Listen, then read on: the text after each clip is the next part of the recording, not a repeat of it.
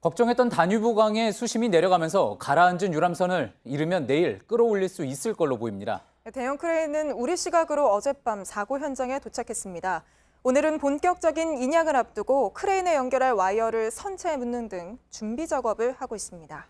또 물살 때문에 인양 중에 선체 내부가 유실되는 것을 막는 작업도 함께 하고 있습니다. 현장의 취재 기자를 먼저 연결해 보겠습니다. 자, 백종훈 기자, 지금 백종훈 기자 뒤로 아무래도 저 크레인이 있을 것 같습니다. 클라크 아담호 크레인이 이제 그곳에 도착을 했을 텐데 지금 현장 상황부터 전해주시죠. 네, 그렇습니다. 저는 사고 현장 건너편의 머르기트 섬에 나와 있습니다. 크레인선 클라크 아담은 기중기 길이만 45m가 넘습니다. 바로 앞 머르기트 다리 위로 저기 보시면 구조물이 높게 솟아오른 모습을 보실 수가 있습니다. 거대한 몸집을 갖고 있습니다. 그 옆에 있는 바지선은 인양 작업을 돕는 공간으로 보시면 됩니다. 지금 바지선에서는 침몰 선박에 총 4개의 와이어를 연결하기 위한 작업을 진행 중입니다. 지금까지 2개 연결을 마쳤고 나머지 2개 연결을 하고 있습니다. 예, 앞서 수위가 떨어지지 않으면 다리를 통과할 수 없다고 했습니다. 그 크레인선이 지금 이렇게 보이는 것처럼 현장에 도착을 한 건데 어떻게 가능했습니까? 예, 현지 시간 어제 오후 2시 30분 그리고 한국 시간으로 밤 9시 30분이었습니다. 대형 크레인이 갑자기 이동을 시작해 두 다리를 통과했습니다.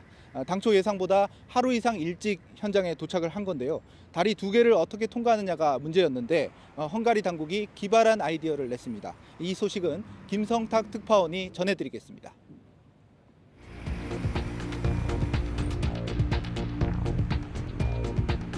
대형 크레인선 클라크 아담호가 사고 현장인 머르기트 다리로 다가갑니다.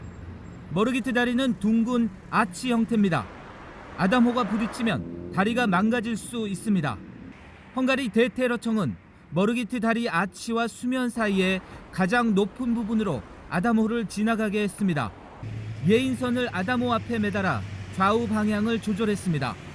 일종의 방향타 역할을 한 겁니다. 사고를 대비해 다리 위 통행을 막은 가운데 아담호가 완전히 통과하기까지 채 1분이 걸리지 않았습니다. 아담호는 상류 쪽으로 방향을 틀고 침몰한 유람선을 들어올릴 준비를 하고 있습니다. 헝가리 상류에 있는 슬로바키아는 상류댐의 방류를 줄여 이 지역 수위가 오르지 않게 도움을 주기도 했습니다.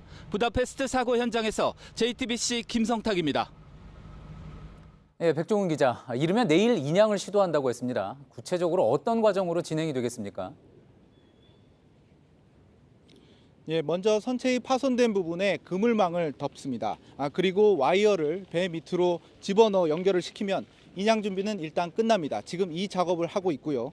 이후 크레인이 와이어를 끌어올리면 유람선이 따라 올라오게 됩니다. 현장에서는 배가 기울어지지 않게 균형을 맞춰 인양하는 것을 초점을 두고 있습니다. 이후 선체에 차 있는 물을 빼내고 안전한 곳에 선체를 옮겨 배 안을 수색하게 됩니다. 예. 그리고 이제 인양과는 별도로 수상에서 이제 수색을 하는 과정도 오늘 계속 진행이 되고 있죠. 예, 우리 대응팀은 이 사고 지점에서 남쪽으로 80km 떨어진 두너우이 바로시 강 주변의 수색을 강화하고 있습니다. 이제까지 시신 발견 정보들을 토대로 해서 보면 이쯤에서 실종자를 찾아낼 수 있다고 기대하기 때문인데요. 이 수색엔 독일에서 온 수색견도 투입이 됐습니다. 또 고속 보트 수색도 계속되고 있습니다.